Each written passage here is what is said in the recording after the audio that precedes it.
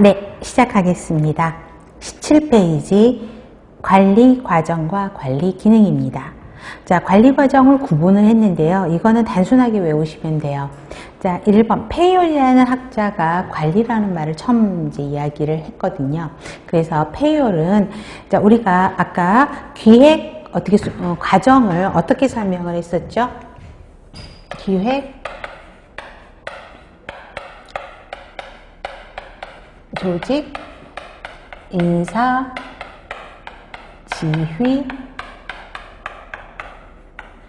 통제 이렇게 이야기했죠. 이게 가장 최근 버전이에요. 그래서 우리가 보시면 3번 메리노 토미 그 다음에 마르키스 휴스톤 그래서 기획, 조직, 인사, 지휘, 통제로 5단계로 구분한 게 이제 가장 최근 버전입니다. 그래서 우리가 아까 관리의 특성에서 과정인 동시에 기능이다 라고 이야기했었죠. 그래서 간호관리 과정을 이렇게 과정을 기획, 조직, 인사, 지휘, 통제라고 가장 현대적인 의미로는 이렇게 표현을 하고 있습니다. 그런데 자 여기서 지금 첫 번째가 페이올이죠. 그래서 페이올이라는 사람은 옛날 사람이에요. 이 사람은 옛날 사람이에요. 그래서 고전시대의 학자라고 이야기를 하고 있습니다. 그러면 그때는 사람을 중요하게 생각했을까요? 생각하지 않았을까요? 사람을 별로 사람을 목적으로 생각하지 않고 목적을 달성하기 위한 수단으로밖에 생각하지 않았을 때가 페이올의 시절입니다. 그래서 이때는 사람을 중요하게 생각하지 않았기 때문에 어떻게 나왔어요? 기획, 조직, 인사가 빠지면서 지휘, 조정, 통제로 나눠졌죠. 그래서 사람을 여기서 보시면 사람이 그렇게 중요하지 않았어요. 그렇죠? 그렇기 때문에 인사가 없어요. 그러면 기획, 조직, 지휘, 그 다음에 순서가 조정, 통제. 그래서 조정이라는 게 여기에 들어가는 거죠. 그래서 페이올은 5단계, 똑같이 5단계로 나눠놨지만 인사는 빠지되 조정이라는 말이 들어갔다. 이렇게 외우시면 되고요. 그 다음에 두 번째. 규칙은 포스트 CORB라고 이야기합니다. 그러면 기획, 조직, 인사, 지휘 다음에 여러분 통제가 있어요? 없어요? 여기 기획, 조직, 인사, 지휘까지는 똑같아요. 통제가 없고 대신 뭐가 들어갔죠? CORB가 들어갔죠. 그래서 뭐가 들어가요? 조정, 보고, 예산이 들어갑니다.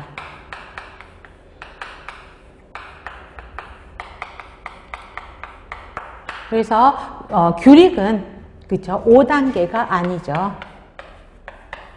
규칙은 몇 단계로 나눠놨어요? 7단계로 나눠진 걸 볼 수 있습니다. 그래서 통제가 없다. 이것만 외우시면 되고 그 다음에 가장 최근 버전 메리노 토미가 5단계로 기획, 조직, 인사, 지휘, 통제로 되어 있고요. 여러분들 길리스란 말을 굉장히 많이 들을 거예요. 나중에. 자, 길리스는 앞에가 뭐가 들어가 있죠? 5단계긴 한데 기획에 뭐가 들어가 있어요? 기획에 여기에 자료 수집까지도 같이 넣었다라는 거예요. 그래서 자료 수집 포함을 한 기획, 조직, 인사, 지휘, 통제 이렇게 나눠놨다. 이 차이점만 알고 계시면 돼요. 그래서 학자에 따라서 과정을 어떻게 구분했느냐 그것만 아시면 되겠고요. 18페이지 자 관리 기능입니다. 자 관리 기능에서 18페이지에서 조금 오류가 있는 게 기획 기능에 서울 14, 17, 지방 10, 13, 14, 20 이렇게 써놨잖아요. 그거를 관리 기능으로 끌어다 올리세요. 우리가 관리 기능 정의를 물어본 것입니다. 그래서 기획, 조직, 인사, 인적자원관리, 지휘, 통제에 대한 정의들을 물어보는 문제가 가장 대부분이기 때문에 기획의 옆에 있는 기출문제 연도를 전체적인 쌍괄호 관리 기능으로 옮기시면 돼요. 근데 자 여기 그만큼 시험 문제가 되게 많이 나왔구나 라고 놀라실 필요는 없고요. 우리가 과정 공부를 하게 되면 각각의 챕터별로 기획, 조직, 인사, 지휘, 통제를 공부하게 되잖아요. 그러면 간호관리에서 여러분들이 이제 공부를 하시다 보면 가장 노이로제 걸리는 게 뭐냐면 제일 먼저 나오는 게 뭐냐면 개념을 물어보는 문제예요. 그쵸? 정의. 기획의 정의가 무엇이냐, 기획의 개념이 무엇이냐, 이게 가장 대표적인 거거든요. 그래서 각 챕터별로 첫 문장, 첫 페이지에 이게 나올 건데 지금은 이거를 간단하게 적어 놓은 거죠. 자, 기획을 보면, 자, 무엇을 언제 어디서 어떻게 하는지 사전에 행동 방향을 정한다라는 게 뭐냐면, 여러분, 예를 들어서 요즘에 당뇨 환자들이 굉장히 많아지고 있죠. 서구화가 돼서. 자, 그래서 당뇨 기획안을 만들어라 라고 한단 말이에요. 그러면 당뇨 기획안에 뭘 써요? 이거를 어떤 목적에 의해서 이 프로그램을 진행을 할 건지, 그죠? 언제 어디서 어떻게 시행할 건지 육가 원칙을 정하죠. 그 다음에 사전에 행동 방향을 정한다. 그 기획안이 먼저 나오고 나서 실제 시행으로 옮기는 거잖아요. 그렇기 때문에 육가 원칙에 대한 거를 사전에 행동 방향을 정하는 게 그게 기획이다 라고 이야기를 하는 것입니다. 그래서 기획의 정의 알고 계셔야 되고요. 그 다음에 기획은 가장 대표적인 특성이 뭐냐면 뭔가 설정하는 거예요. 조직의 목적, 철학, 목표, 뭐 이런 규칙 이런 것들을 정하는 게 기획이거든요. 그래서 신념과 목표를 정하고 그 다음에 그거를 정하면 그 목표를 달성하기 위해서 행동 방안을 선택하는 거. 이게 기획이고요. 그 다음에 성과, 결과 측정을 위한 평가 기준을 마련하는 단계다라는 건데 이 말은 뭐냐면 여러분들이 기획안을 할 때 어떻게 이제 기획을 이 프로그램을 어떻게 운영을 할 거고 그다음에 당뇨 교육 프로그램을 시행을 할 때 예산을 얼마 정도 쓸 거다라는 것들 다 기획안에 들어가잖아요. 그렇죠? 그래서 어떻게 평가할 것인가도 기획에 들어가요. 기획안에. 그러면 나중에 이제 시행을 다 했어. 그러면 예를 들어서 거기에서 내가 당뇨 교육 프로그램을 하는데 100만 원을 쓸 거다. 그럼 100만 원을 적절하게 썼는지 아니면 100만 원 갖고 부족했는지 그치? 아니면 돈이 남았는지 그거를 평가를 해야 돼요. 시행을 하고 나면. 근데 그 평가 기준이 언제서부터 만들어지냐? 기획 단계에서부터 만들어진다라고 생각하셔야 됩니다. 그래서 성과와 결과 측정을 위한 평가 기준을 마련하는 단계 이게 실제 기출문제에서도 나왔었죠. 그 다음에 각 동그라미 밑에 리을 번들 보세요. 그러면 제일 밑에 리을 번들도 있고 제일 밑에 항목들은 뭐냐면 아까 관리의 특성이 과정인 동시에 기능이다 라고 했죠. 그래서 그 기능인 부분을 써놓은 거예요. 그래서 기획의 기능은 기획의 계층화, 의사결정, 재무관리, 시간관리 등이 기획의 기능에 속하는 걸 볼 수 있습니다. 두 번째, 조직이죠. 자, 기획에서 뭔가를 정했어요. 그러면 그거를 달성하기 위해서 어떤 프레임워크, 어떤 조직의 틀을 만들어가는 게 조직 기능입니다. 그래서 공식적인 구조를 만들고 정책 절차를 정하고 그 직무가 어떤 직무인지를 서술하고 그 일을 누가 할 것인지를 정하는 거. 이게 조직 기능이고요. 그 다음에 자원을 이용하고 책임 의무를 배분하고 타부서의 업무량을 조정하는 거. 그 다음에 마지막 땡은 조직의 기능을 설명한 거죠. 그래서 조직화, 조직구조, 조직문화, 조직변화 이것도 다 공부를 할 거예요. 그 다음에 세 번째, 인적자원 관리는 사람을 조달해야 되죠. 그래서 뽑고, 그렇죠? 선발하고, 그 다음에 개발하고, 유지하고, 뭐 이런 관리 활동이죠. 그래서 직무 확보, 개발, 보상, 유지, 노사협상들, 노사협상도 사람과의 관계죠. 그렇죠? 노조 사람들하고의 잘 관계를 유지해서 협상을 잘 해야 되는 거잖아요. 그렇기 때문에 거기에도 인적자원 관리에 노사협상이 들어간다라는 거.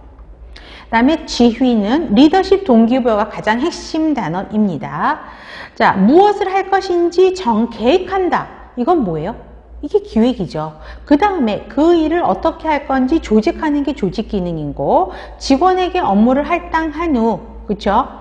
조직 목표를 달성하기 위해 직원에게 업무를 지시하는 것, 지휘고 디귿번. 리더십, 동기부여, 의사소통, 자기주장 행동, 갈등 관리, 스트레스 관리 이런 것들이 전부 지휘의 기능에 속하는 것입니다. 통제는 업무 성과나 결과 표준을 정한 다음에 그 정한 대로 잘 일을 수행을 했는지 평가하는 것, 피드백하는 게 통제 기능에 들어가는 것이죠. 그래서 업무 성과를 향상하기 위해 실행 계획을 정하는 것, 이게 통제 계획입니다. 통제 기능입니다. 그래서 통제에는 표준 설정, 성과 측정, 교정활동, 재무관사, 질관리가 들어가는 거, 질관리가 들어가는 이게 이제 통제 기능에 속하는 거를 볼 수 있습니다. 그래서 지금은 이걸 다 외우려 그러면 여러분들 CPU가 저장이 안 돼요. 아직은. 그래서 지금은 이해하시면서 넘어가고요. 각각의 이제 챕터별로 들어가면서 요 내용이 똑같은 같은 말로 다시 반복이 될 거고, 그 다음에 기능 부분은 이게 챕터별로 또 정리가 다 돼 있거든요. 그때 저절로 외워지게 됩니다. 그래서 지금은 이런 게 있구나 정도만 생각하셔도 될 것 같아요. 우리 초반전부터 너무 막 스트레스 받으면 여러분 나중에 번아웃 해요. 그렇기 때문에 지금 그렇고 이런 개념을 지금은 이걸 기억해야 돼. 개념을 물어보는 문제가 나오고, 그 다음에 처음에는 이걸 총괄적으로 막 나오면서 그 기능에는, 기획의 기능에는 이런 것들이 있다라고 하면서 조직 파트의 기능을 써놓고 막 섞어놓거든요. 그래서 지금은 기능에는 어떤 것들이 있다, 이 정도만 외우셔도 됩니다. 그러면 제가 첫 시간에도 말씀드렸지만 유인물 드렸죠. 그래서 첫 페이지 한번 봐보세요. 자, 그러면 관리하고 리더의 차이가 뭐냐라는 거를 물어볼 수 있습니다. 그죠? 리더십하고 관리하고. 자, 이거는 고민하실 필요는 없고요. 여러분들 혹시 372페이지 한 번만 봐보실래요? 372페이지면 지휘 파트입니다. 찾으셨나요? 네. 372페이지에 보면 관리자와 리더의 특성 비교해 갖고 나와 있죠. 실제 문제는 여기서 나옵니다. 그죠? 그런데 책을 보면 이제 간단하게 관리자와 그 다음에 리더십의 차이를 이렇게 써놓은 것들이 있어서 지금은 그냥 맛배기로 여러분들한테 유인물로 몇 개만 써드렸어요. 근데 지금은 여기서 구별할 게 뭐냐면, 여러분 관리자라고 하는 것, 관리라고 하는 거는 조직의 어떤 조직에서 부여하는 직위를 갖고 있는 사람이 조직의 목표를 달성하기 위해서 구성원들을 이끌어가는 것, 이게 관리라고 보시면 돼요. 그렇죠? 그 다음에 리더십은 다른 사람들을 가이드하고 그 사람들한테 인파워먼트, 힘을 주는 그런 능력을 리더라고 이야기를 합니다. 그런 사람들을. 그래서 보면, 자, 목표 달성을 위해서 자원을 조정하는 것, 그죠? 그 다음에 관리자라고 하면 목표를 성취하기 위해서 책임을 갖는 사람이고요. 그 다음에 조직에서 부여하는 직위를 갖고 있어요. 그럼 수간호사가 여러분들을 매니지할 수 있는 힘은 어디서 나와요? 수간호사라는 직위에서 나오는 거죠. 그럼 그 수간호사라는 직위를 누가 줘요? 간호부에서 주는 거죠. 그렇기 때문에 간호부에서 너 수간호사 해 라고 하니까 수간호사 자리에 임명받은 사람들이 부하 구성원들을 매니지하고 목표 달성을 위해서 인적자원, 물적자원들을 잘 배분해서 노력하는 거, 이거를 관리라고 이야기합니다. 그래서 마지막 땡, 시스템이나 구조의 중점을 갖고 있다라는 거죠. 그래서 업무 달성에 중점을 뒀다는 말은 뭐냐면, 그래서 조직이 간호부에서 부여한 과제를 해냈느냐 하지 못했느냐가 관건이에요. 상대적으로 리더는 다른 사람을 가이드하고 영향을 주는 능력이고, 자, 직위가 없어도 리더는 나올 수 있죠. 그렇죠? 근데 관리는 지위가 있어야 돼요. 그죠? 그 차이를 보시면 돼요. 그래서 리더는 사람에게, 인간 간의 신뢰 포커스를 주면서 사람에게 중점을 두고 있죠. 그래서 그 차이, 이런 게 있구나 정도만 여기서 맛배기로 그냥 보셔도 되고, 아까 372 보니까 땡땡이가 어마어마했죠. 그때는 그거는 완벽하게 정리하셔야 돼요. 그래서 관리하고 리더십의 차이를 이렇게 분류를 하는구나 라고 보시면 좋겠고요. 그 다음에 5가지 주요 관리 기능이라 그래서 지금 18페이지에 있는 제목들을 그림으로 드렸잖아요. 이게 책에 있는 거를 그냥 그대로 스캔해서 가져온 거거든요. 그래서 기획은 땡땡이, 그 다음에 조정에 대한 땡땡이, 인사에 대한 땡땡, 지휘에 대한 땡땡, 통제에 대한 땡땡이의 정의를 여러분 그림으로 쉽게 볼 수 있도록 드렸습니다. 그러면 여러분 한 가지만 더 써놓으시면 되는데, 통제에서요, 제일 마지막 땡 보세요. 향상을 위해 실행 계획을 개발한다 라고 되어 있죠. 그러면 그 앞에다가 향상 앞에 업무 성과라는 말을 하나만 써놓으세요.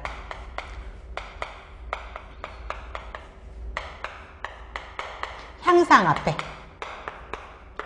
자, 그러면 제가 왜 이 말을 하냐면, 사실 기획에 대한 정의, 조직에 대한 정의, 그다음에 인적 자원 관리에 대한 정의를 이제 문제풀이반이라든가 이제 이런 데서 정의를 주면서 문제를 풀어보잖아요. 그런데 제일 문제 많이 내는 게 이걸 써요.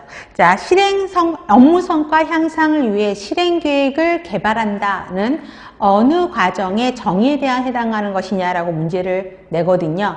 근데 의외로 생각보다 많이 틀리세요. 자, 앞에 계신 선생님은 이거가 통제가 아니다. 많이 틀린 거, 답은 통제인데, 자, 그러면 틀렸다 그러면 어디로 많이 선생님들이 가신 걸까? 그쵸? 뭔가를 정한다, 실행 계획을 개발한다 이 말 때문에 기획에 대한 정의로 생각하시는 분들이 많으세요. 절대 그러면 안 되고. 자, 18페이지에서도 통제 기능의 기억본 보세요. 자, 표준을 정하고 그 다음에 목표와 비교해서 업무 성과를 향상하기 위해서 실행 계획을 정한다. 이 말 들어가 있죠. 이 말 은근히 헷갈려. 이거는 통제에 대한 개념이다라고 보시면 됩니다. 그래서 그거는 좀 기억하실 필요가 있어요. 제가 지금 학원에서 강의를 꽤 오래 했는데 문제하면 한 반 정도는 다 전부 기획으로 쓰시는 걸 볼 수 있으니까 그거를 구별하시면 됩니다. 그래서 관리 기능의 5가지 정의는 꼭 외워야 된다. 그 다음에 거기에 계층과 기능에는 어떤 것들이 들어간다 정도만 정리하시면 됩니다. 다음 4번입니다. 생산성, 효과성, 효율성입니다. 자, 생산성, 효과성, 효율성이 또 가장 많이 나오는 기출 문제고요. 그 다음에 여러분들 20페이지에 보시면 동그라미 3번 보세요. 효과성과 효율성의 특징이라 그래가지고 되게 많이 나왔잖아요. 그래서 특히 동그라미 3번은 머스트로 정리를 하셔야 되겠고요. 자, 이 편은 완벽하게 외운다라고 보시면 좋습니다. 그만큼 기출 빈도가 높습니다. 자, 그러면 먼저 효과성과 효율성을 비교하는 문제가 가장 대부분이고요. 생산성의 정의를 물어보지는 않습니다. 자, 생산성은요. 자, 관리의 최종 목표 동그라미 하세요. 최소 자원을 투입해서 최대 목표를 달성할 수 있는 걸로 하는 거를 생산성이라고 이야기합니다. 그러면 생산성은 개인이나 조직이 수행한 업무의 양과 질이라고 그랬죠. 그래서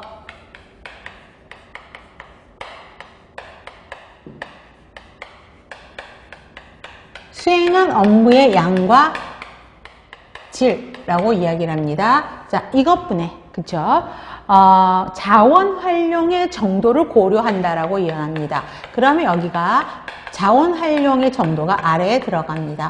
그래서 자원을 어느 정도로 잘 활용했느냐에 따라서 업무의 양과 질을 따지는 거, 이게 생산성이라고 이야기를 하고 있고요. 그 다음에 그림에도 보면 어떻게 되어 있죠? 투입. 그렇죠? 인풋, 네, 산출.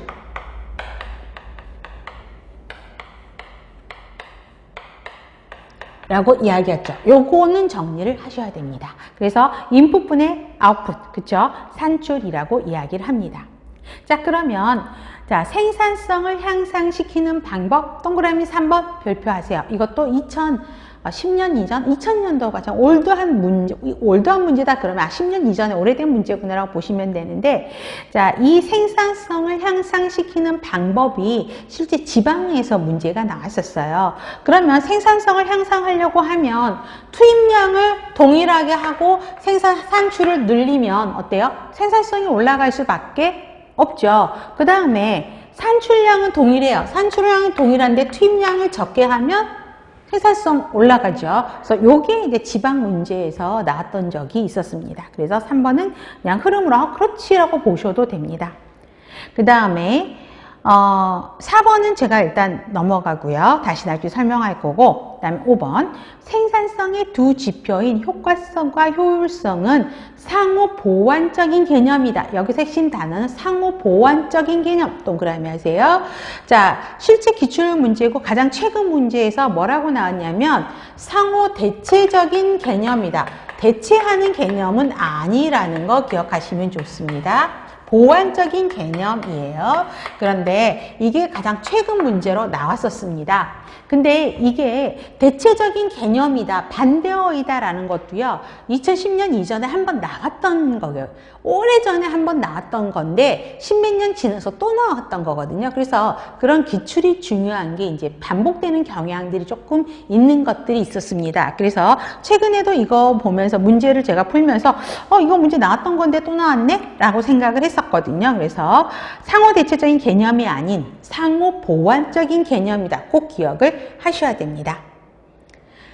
자, 그러면 보면 되는데, 자, 그 다음 가로 2번이 중요하죠. 효율성과 효과성을 구별하는 문제입니다. 자, 효과성은요, 목적 달성 정도예요. 그래서 목적이 달성됐느냐, 이게 이제 업무의 양과 질의 산출인 거고요. 효과성은 목적을 얼마나 달성했느냐, 달성 정도를 보는 거. 이게 효과성이에요. 이거는 밑에 거는 고려하지 않아요. 자원 활용을 고려하지 않고 목적을 달성했느냐, 달성하지 않았느냐만 따지는 게 효과성이 좋으냐, 효과성이 나쁘냐라고 보는 것입니다. 그래서 계획한 목표를 성공적으로 달성했느냐, 거기에 목표를 그러니까 측정하는 거고, 그다음에 가치 추구 개념이다. 동그라미 하세요. 효율성은요, 자원을 최소로 활용해서, 자, 효율성은 뭐냐면 목표를 달성하는데, 그죠? 목적을 달성하는데 자원을 잘 이용해서, 적절하게 이용해서 목적을 달성했느냐, 이걸 보는 게 효율성입니다. 그래서 기억번 문항 꼭 기억하시고 별표하시고, 그 다음에 경제 능률성, 동그라미, 경제성, 능률성을 따지는 게 효율성입니다. 그래서 니은, 아까 효과성에서는 가치 추구 동그라미 하시고요. 그 다음에 효율성은 수단, 자원 활용 동그라미 하세요. 자원을 얼마나 활용했느냐, 그 다음에 수단과 관련된 개념을 효율성으로 보는 것입니다. 그래서 목표를 달성하기 위해서 자원을 얼마나 생산적으로 잘 사용했는가라는 게 효율성입니다. 그러면 제가 다음 페이지에 동그라미 3번은 머스트다 그랬죠? 꼭 기억하셔야 됩니다. 자, 효과성부터 볼게요. 자, 효과성은 목적 달성과 관련되어 있고 아웃풋과 관련되어 있다 그랬죠? 그래서 첫 번째, 올바른 일. 옆에 하나만 쏘세요. 옳은 일. 그죠? 같은 말이에요. 올바른 일.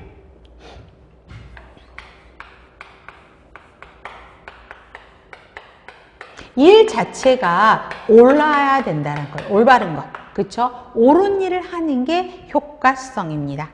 그 다음에 목적 달성된 것도 또 나오죠. 그 다음에 조직과 그 조직을 둘러싼 환경과의 관계질, 대외지향적 동그라미, 목적 달성, 장기적이다.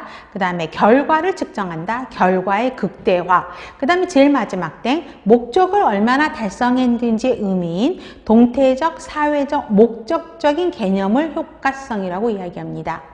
그럼 상대적으로 효율성을 보면 아까 효과성이 올바른 일을 하는 게 효과성이었어요. 근데 효율성은 수단이에요. 그렇기 때문에 일 자체를 올바르게 수행했느냐 이렇게 보는 거예요. 그래서 일을 올바르게 했느냐. 그 다음에 산출의 비율만 따지면 효과성이야. 근데 앞에 무슨 말이 들어갔어? 투입이라는 말이 들어갔죠. 그래서 투입에 대한 산출. 그 다음에 세 번째 땡도 보세요. 업적의 질에 대한 측정치, 이것만 따지면 효과성이에요. 근데 앞에 무슨 말이 들어갔어? 기술 수행과 관련된 기술 수행이라는 말이 들어갔기 때문에 효율성으로 보고요. 최소한의 자원으로 목적을 달성한다. 최소한 자원이죠. 효율성, 단기적이다. 수단을 측정한다. 비용을 최소화시킨다. 그 다음에 정태적, 경제적, 수단적 개념. 이것도 시험 문제 나왔었죠. 그래서 이러한 것들을 보시면서 효율성과 효과성의 차이점을 물어보는 문제가 있습니다. 그러면 여러분들이 이제 궁금하시는 게 생겨요. 자, 선생님, 여러분들 질문 제일 많이 나오는 게 뭐냐면, 선생님, 효율성은요, 자원 활용 정도를 고려해서, 그러니까 적게 자원을 활용해서 조직의 목표를 달성하는 거라 그랬잖아요. 그런데 그러면 생산성도 똑같지 않아요? 1번, 관리의 최종 목표, 최소 자원을 투입해서 최대 목표를 달성할 수 있다. 이것도 효율성 아니에요? 라고 이야기를 하거든요. 근데 비슷합니다. 그런데 그러면 문제 나오면 어떻게 써요? 선생님 이걸 생산성으로 해야 돼요? 효율성으로 해야 돼요? 이렇게 질문을 나오는데 그런 고민을 하실 필요 없어요. 생산성하고 효율성을 비교하는 문제는 절대 안 나옵니다. 왜 그러냐면 효과성과 효율성을 비교하는 문제만 나오고요. 그 다음에 아까 제가 스킵했던 것 중에 하나가 19페이지에서 생산성에서 4번. 자, 생산성은 업무 성과 측정에 있어서 효과성과 효율성을 두 가지 개념을 다 갖고 있다. 요거를 기억하시면 돼요. 그렇기 때문에 절대 생산성과 효율성을 비교하는 문제는 없습니다. 그죠? 한 가지 기억해야 될 거. 생산성에는 효과성과 효율성 개념 두 가지가 다 포함이 되어 있다. 이렇게 생각하시면 절대 틀리지 않습니다. 그래서 얘네 두 개 가지고 고민할 필요는 없다라고 보시면 됩니다. 그래서 동그라미 5번도 보시면 아까 상호 보완적이다 기억하시라고 그랬었고 그 밑에 줄 효과성과 효율성을 동시 추구해야 하는 것이 생산성이다. 이것만 외우셔도 됩니다. 우리가 정말 에너지를 써야 된다. 지금 동그라미 5번에 2019년 서울이라고 되어 있죠. 그건 뭐냐면 상호 보완적인 개념을 상호 대체적인 개념이다. 이렇게 틀린 말로 바꿔놓은 거. 그래서 그게 나왔다는 거고, 정말 중요한 거는 20페이지의 동그라미 3번입니다. 이거는 완벽하게 머스트로 정리하셔야 되겠고요. 그 다음에 밑에 효과성과 효율성을 비교한다라 그래서 자, 수문사책을 여러분들한테 드렸어요. 스캔해서 드렸고, 요 박스는 제가 이제 문제풀이 반에서 많이 이용하는 문제입니다. 자, 보세요. 자, 가장 좋은 것부터. 자, 고효율성, 고효과성을 보시면, 자, 여기서 효과가 높다라는 건 뭐예요? 산출이기 때문에 조직이 원하는 목표를 달성했느냐? 라는 거죠. 효과가 높다 그러면 목표를 달성한 거예요. 그렇기 때문에 자, 올바른 목표 자체가 올바른 거를 수행하는 게 아까 효과성이었죠. 그래서 올바른 목표를 추구한다. 이게 고효과성입니다. 그 다음에 고효율성은 이러한 목표를 달성하기 위해서 자원을 적절하게 사용한 거가 고효율성이죠. 가장 나쁜 거, 저효율성, 저효과성은 목표 자체가 잘못된 거야. 그 다음에 자원도 적절하게 사용하지 못한 거, 저효율성. 그 다음에 위로 올라가면 자, 효과성은 높아. 그럼 올바른 목표야. 그런데 저효율성이기 때문에 목표 달성을 위해서 너무나 자원을 낭비한 거. 이게 저효율성. 그 다음에 고효율성, 저효과성. 저효과성은 올바른 목표가 아니라 그랬죠. 그렇기 때문에 고효율성은 자원을 적절히 잘 이용한 거야. 그래서 이 개념 알고 계셔야 되고요. 그 다음에 그 얘도 문제에 내놓으면 은근히 많이 틀리세요. 자, 어떤 이제 제품을 하나 만들었어요. 그러면, 자, 올바른 목표라 그러면 조직에서 이거를 쓴다 그러면 생산성, 그러니까 효과성을 따진다 그러면 물건이 많이 팔려야 되죠. 그렇죠? 그렇기 때문에 고객이 사고 싶어 하는 물건이어야 된다라는 거죠. 그래서 자, 고효과성 보세요. 올바른 목표야. 그러니까 고객이 사고 싶어 해야 돼. 근데 고효율성, 자원을 적절히 사용하는 거야. 그렇기 때문에 가격과 질적인 면에서도 아, 괜찮다라고 생각이 들어야 고객이 사고 싶어 하는 거겠죠? 이게 고효율성, 고효과성입니다.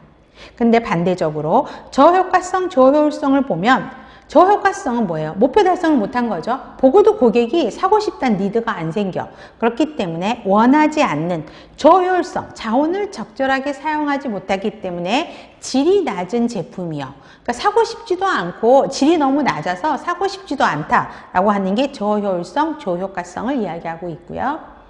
그 다음에 고효과성, 저효율성 보세요. 고객이 사고 싶어 해요. 고효과성이니까 사고 싶어 해. 그런데 저효율성, 자원을 적절하게 이용하지 못한 거죠. 자원을 너무 낭비했어요. 그렇기 때문에 값이 너무 비싸. 그러니까 어때요? 모든 기능을 하기 위해서 모든 걸 다 집어넣어서 가격을 너무 높게 해놓으니까 고객이 뭐예요? 사고는 싶었는데 가격이 너무 비싸서 사지를 못하는 거. 그렇죠? 그 다음에 고효율성, 저효과성은 사고 싶지 않아요. 그렇죠? 근데 자원은 적절히 해서 질이 너무 높다라는 거죠. 그래서 그 예들을 조금 구별하시면서 여러분들이 보시면 돼요. 그래서 문제풀이 반에서 이 문제를 통해서 여러분들이 이게 나올 수도 있거든요. 그래서 연습을 좀 하시면 좋겠습니다. 자, 그러면 여러분 한 가지 질문을 드릴게요. 여러분들 요즘 이제 DRG를 많이 하면서 병원에서 이런 거 많이 하죠. 평균 재원일수를 감소하기 위해서 환자들을 조기 퇴원시켰어요. 빨리빨리 퇴원을 시켰는데, 그러니까 뭐예요? 환자 재원일수 감축이라는 조직 목표가 있죠. 그래서 환자를 빨리 퇴원시켰어. 그런데 조기 퇴원을 시킨 그 결과 환자들이 합병증이나 또 다른 질환으로 인해서 응급실을 방문하는 일들이 너무 많아진 거예요. 그러면 이 상황은 효과성이 높다라고 이야기할 수 있어요? 효율성이 높다라고 이야기할 수 있어요? 효과성이 낮다, 효율성이 낮다. 어떤 거가 들어갈까요? 그죠? 자, 여러분 보면 목표 성취는 못했죠. 왜 그러냐면 목표라는 거는 양질의 간호 서비스를 제공하고 환자 건강 힐링이라는 목표가 만들어지는 건데 효과성 달성하지 못하고 효율성만 강조한 거야. 재원일수를 감소해서 했죠. 또 다른 문제가 또 나타난 거죠. 그렇죠? 아까처럼 합병증 나타나고 그다음에 또 다른 질병이 일어난 거죠. 그러니까 조직의 목표는 달성하지 못했죠. 그래서 저효과성이에요. 그렇지만 재원일수 감소라는 문제가 들어가죠. 환자를 빨리빨리 퇴원시켰잖아. 그러니까 그럼으로써 환자들 로테이션이 빨라진 거니까 효율성만 강조됐다라고 판단하시면 될 것 같습니다. 그래서 문제는 그런 형태로 나오니까 효율성과 효과성의 개념을 명백하게 구분하시면 되겠습니다. 다음 21페이지 간호관리의 특성입니다.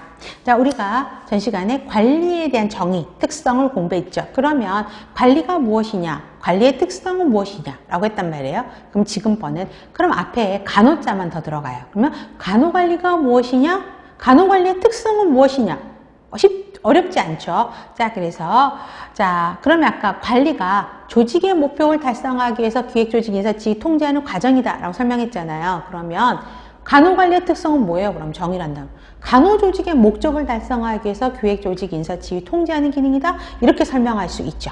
그래서 보시면 되겠고, 그래서 1번은 꼭 기억해야 되고, 그 다음에 3번 보세요. 투입을 산출로 바꾸는 전환 과정이다라고 이야기합니다.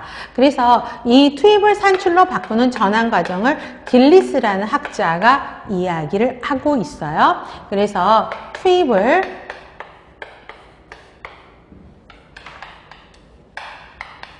산출로 바꾸는 과정, 여기서 전환 과정인데, 자, 이렇게 체계 이론을 설명을 했어요. 길리스는 체계 이론을 이야기합니다. 시스템 이론이라고 나중에 관리 이론에서 다시 설명을 해드릴 거예요. 그때는 자세하게 설명을 할 건데, 자, 길리스는 시스템 이론이라고 이야기를 합니다. 그래서 투입을 산출로 바꾸는 전환 과정에 간호관리 과정이 여기에 들어간다라는 것이에요. 그러면 아까 관리 과정이 뭐였다? 기획, 인사, 지휘, 기획 조직이죠.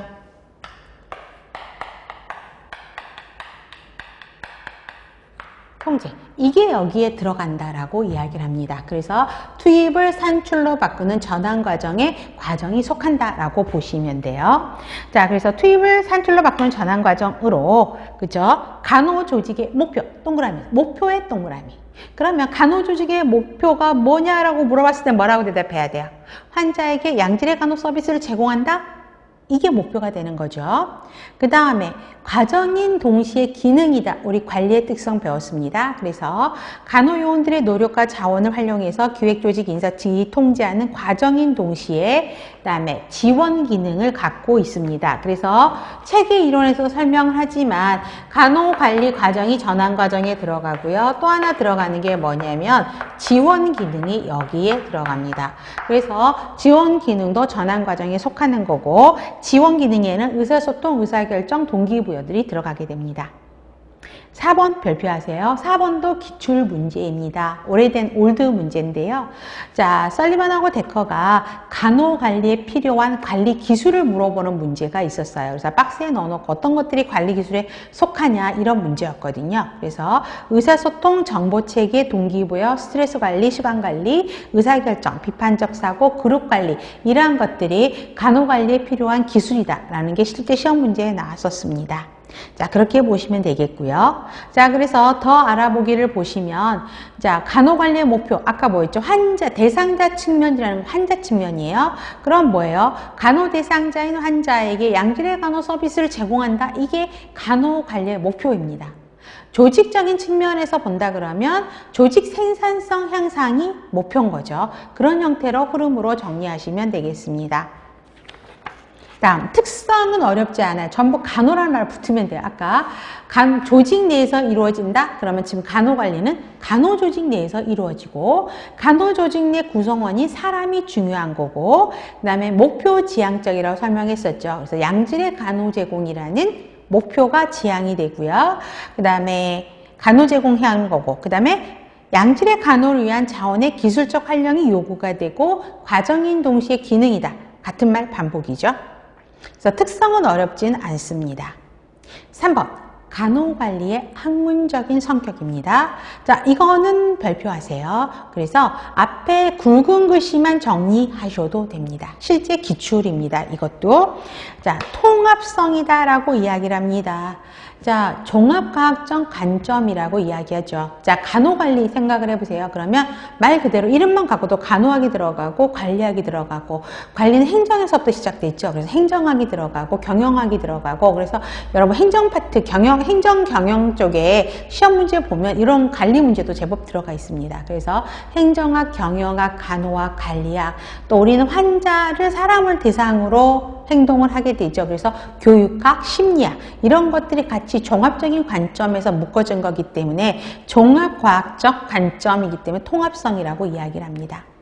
두 번째, 인간 중심성이에요. 여기서 인간이라고 하면 환자 중심이 아니라는 거야.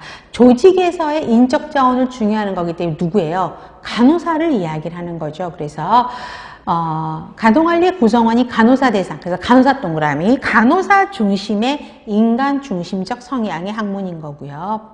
그 다음에 여기도 목표 지향적이에요. 성과 지향적. 그래서 아웃풋을 강조, 유효성은 효과가 있다라는 거예요. 그렇기 때문에 효과를 강조하는, 아웃풋을 강조하는 목표 지향적인 성향을 갖고 있고요. 그 다음에 상황에 맞게 해야 된다라는 거죠.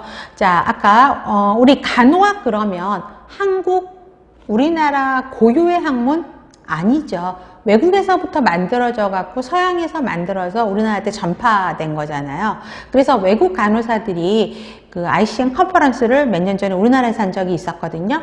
그런데 와서 되게 놀랬대요. 우리나라 간호 문화를 보고. 제일 먼저 놀란 게 여러분 뭘 것 같아요? 여러분들 다 임상에 계셨잖아요. 그렇죠? 놀란 게 뭘까요? 그렇죠. 간병인이 옆에 있다라는 거. 우리나라 보면 특히 저 같은 경우도 보면은 어르신이 입원한다. 그렇죠? 그러면 자식 중에 누군가 하나가 월차 내고 휴가 내고 옆에 있어야 되죠. 자식들이든, 또 요즘에는 어때요? 자식들이 없으면 또 간병인을 또 이렇게 구해서 항상 옆에 킵하게 하죠. 그래서 외국 간호사들이 보고 굉장히 놀랬대. 왜? 외국은 걔네들은 서양의 간호는 토탈 케어예요. 그걸 전부 간호사들이 제공을 하는데 어떻게 한국에 오니까 가족이 옆에서 킵하면서 그걸 다 도와주냐. 우리나라 문화는요, 패밀리 케어예요. 그죠? 가족에 의한 간호가 많이 이루어지는 거죠. 그런 차이점이 있는 거죠. 그렇기 때문에 자, 상황에 맞게 간호 관리를 해야 된다는, 무조건 서양만 갖고 와도 안 되고, 그죠? 제가 몇 년 전에 한번 입원을 한 적이 있어요. 그리고 애가 또 고3이었나? 그리고 학생이고 이래가지고 면회, 지금 면회도 오지 말라 그러고 그냥 학교 가는 것도 급하니까. 그리고 이제 남편한테 애들 케어하라 그러고, 남편도 이제 애들 케어하고 자기 출근하기 바쁘잖아요. 그리고 우리 간호사들의 단점이 너무 독립적이에요.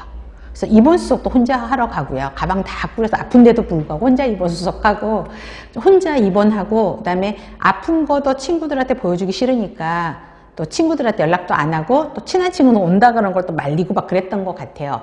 옆에 이인실에 있었는데 옆에 할머니가 계셨는데 그 할머님이 저를 굉장히 딱한 시선으로 보세요. 왜 그러냐면 제가 이제 또 전직이 간호사고요. 저 경력도 16년? 간호사만 16년 했어요. 되게 오래 했죠. 그런데 그러다 보니까 병원 리듬을 너무 잘하는 거예요.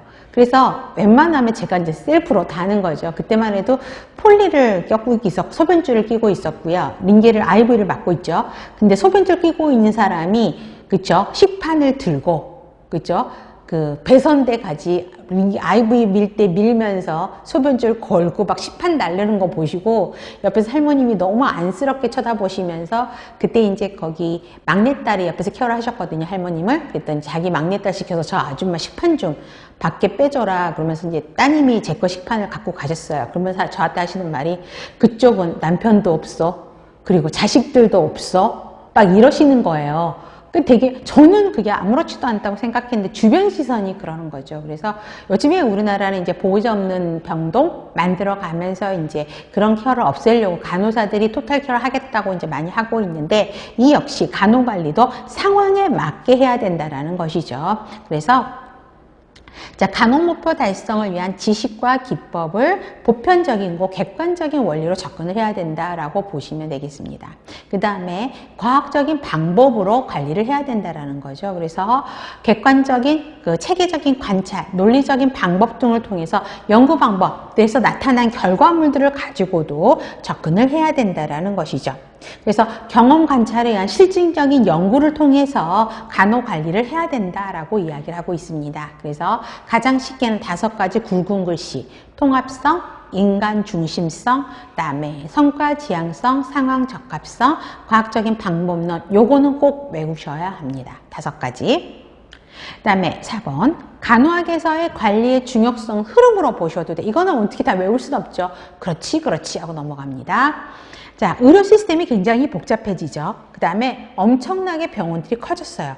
그래서 대형화에 따른 의료기관 간의 경쟁력이 굉장히 심하게 되어 있죠. 저 역시도 빅5 병원에 있었는데, 그래서 큰 병원에는 웬만큼 적응했거든요. 그런 병원에 10몇 년 있었으면 도 같은 거잖아요. 근데도 이제 지금 나이에 병원을 가잖아요. 그러면 굉장히 당황스러워요.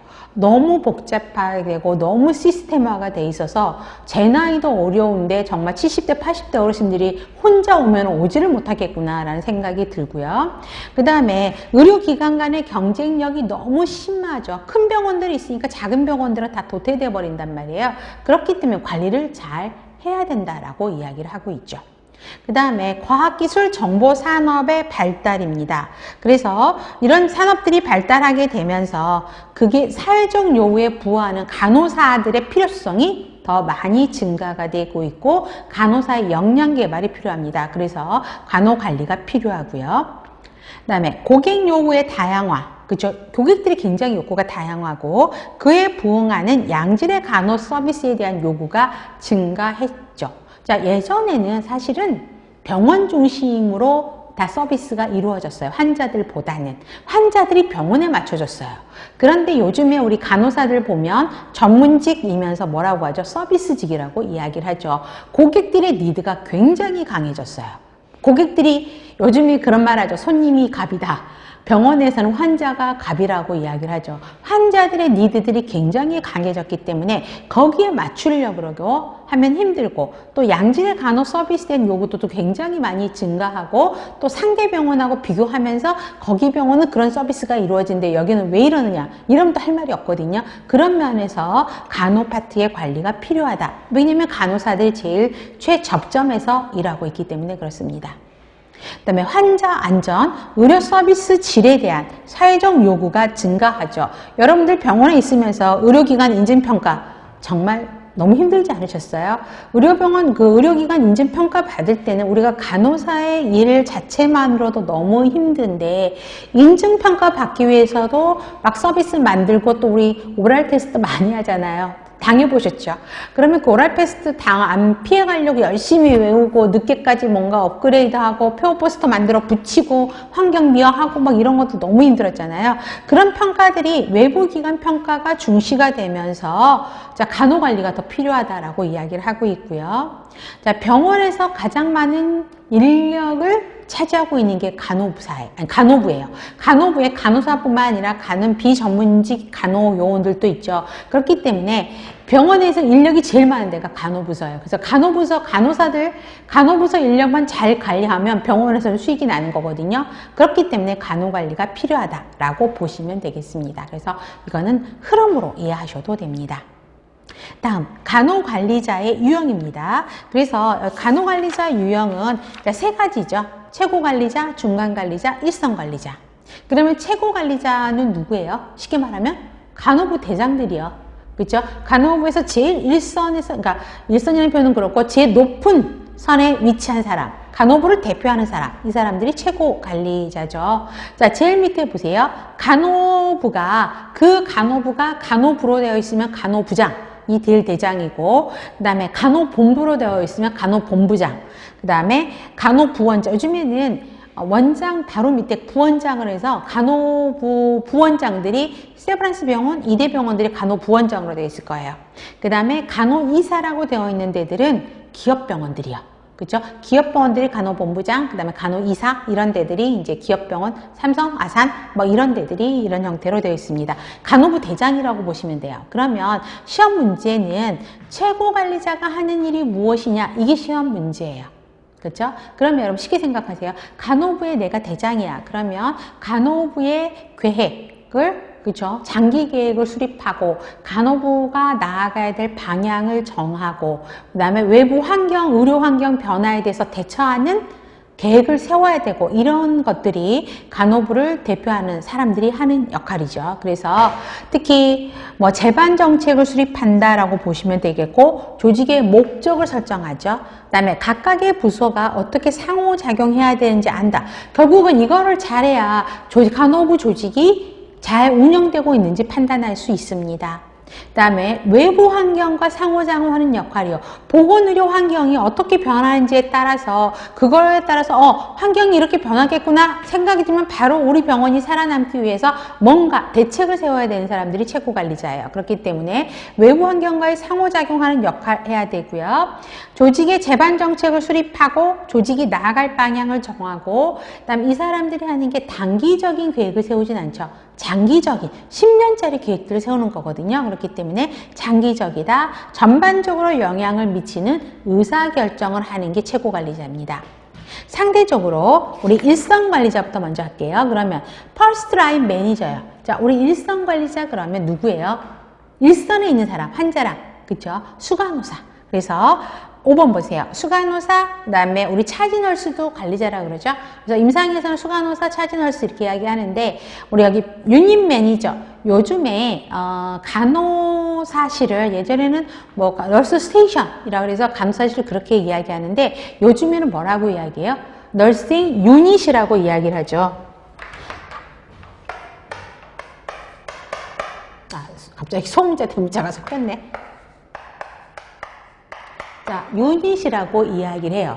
그래서 수간호사를 예전에는 헤드널스라고 이야기를 하죠. HN. 그래서 헤드널스 누구 이렇게 이야기를 했단 말이에요. 간호사들 중에 헤드다라고 이야기를 하죠. 근데 요즘에는 간호사실을 유닛이라고 이야기를 합니다. 그래서 요즘에는 유닛 매니저라고 이야기를 해요. 그래서 수간호사를 유닛 매니저라고 부르는 데들이 있거든요. 그래서 유닛 매니저도 일선관리자에 속하고요.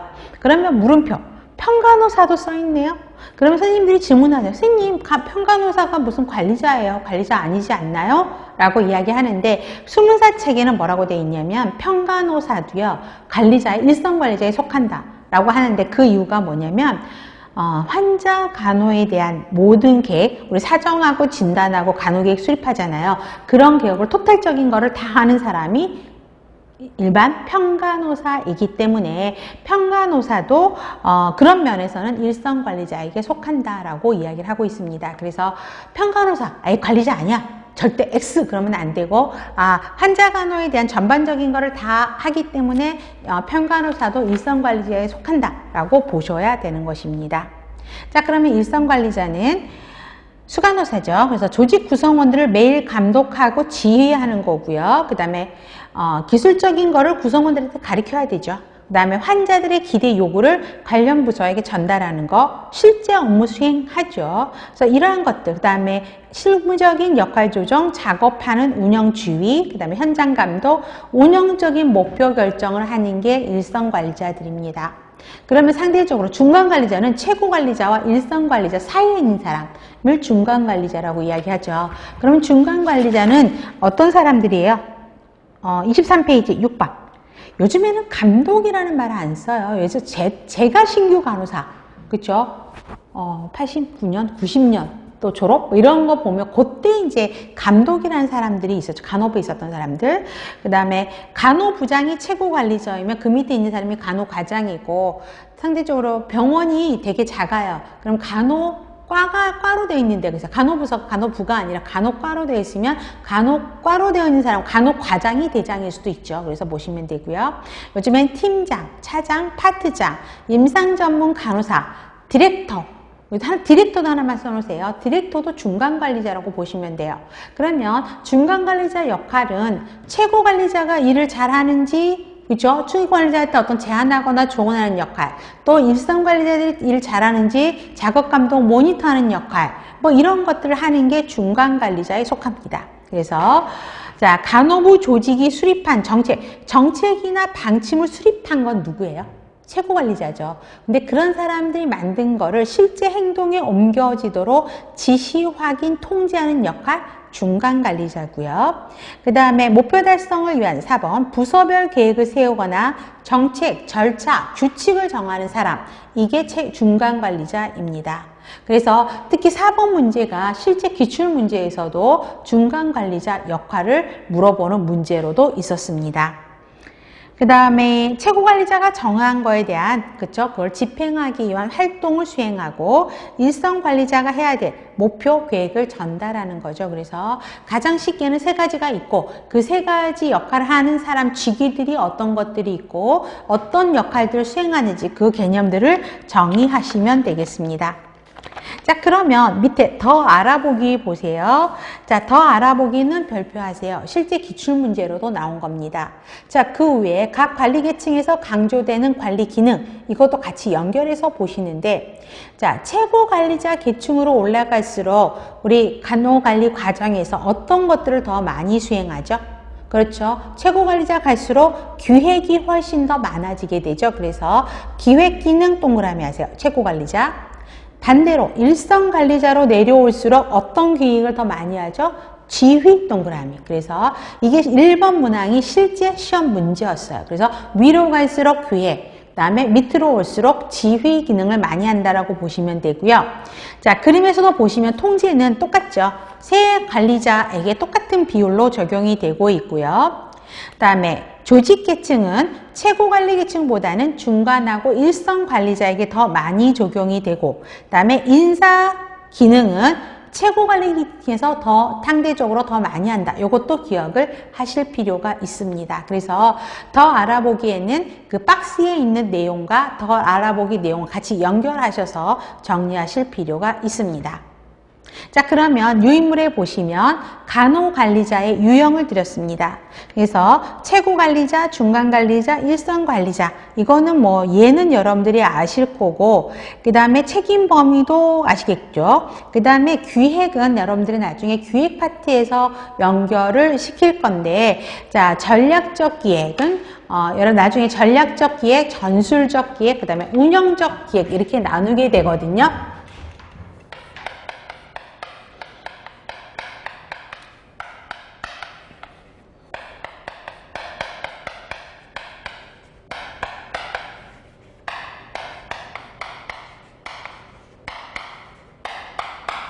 기획의 종류를 이렇게 세 가지로 나누게 됩니다. 나중에 기획 파트에서 다시 공부를 하실 거예요. 그래서 전략적 기획은 최고관리자, 그 다음에 전술적인 거는 중간관리자, 그 다음에 운영적 기획은 일선관리자에게 해당하는 기획들이에요. 그래서 지금은 이 정도만 알고 계셔도 됩니다. 그래서 전략적 기획은 장기 기획이에요. 그렇기 때문에 최고관리자 하는 거고, 그 다음에 일선관리자, 운영적 기획은 아무래도 이게 이제 장기겠죠. 그렇죠? 이게 장기. 그 다음에 얘는 중기. 그 다음에 운영적 기획이 단기에 속하는 거거든요. 그래서 이런 형태로 여러분들이 구별을 좀 하실 필요가 있고요. 그 다음에 의사소통도 나중에 G 파트에서 의사소통을 다시 설명을 할 건데, 아무래도 최고관리자들은 어떻게 되죠? 하향적 의사소통, 위에서 아래로 내려가는 하향적 의사소통, 지시 명령을 많이 하겠죠. 그렇기 때문에 자, 하향식 의사소통을 하게 됩니다. 그러나 중간관리자를 통해서 하급자의 피드백을 받으면서 직접적으로도 하급자의 피드백을 받기도 하죠. 근데 대부분은 하급자로, 그러니까 아래로 내려간 하향적 방법을 통하게 합니다. 일선관리자, 밑에 수간호사들은 최고관리자한테 올리는 상향적 의사소통을 한다. 이것도 의사소통 네트워크 공부하시면서 나중에 다시 설명을 해드릴 겁니다. 그래서 이거는 흐름 정도로 책에 이렇게 되어 있어서 여러분들한테 정리하여 들었으니까 참조해서 여러분들이 보셔도 되겠습니다. 네, 좋습니다. 잠깐 쉬었다가 진행하도록 하겠습니다.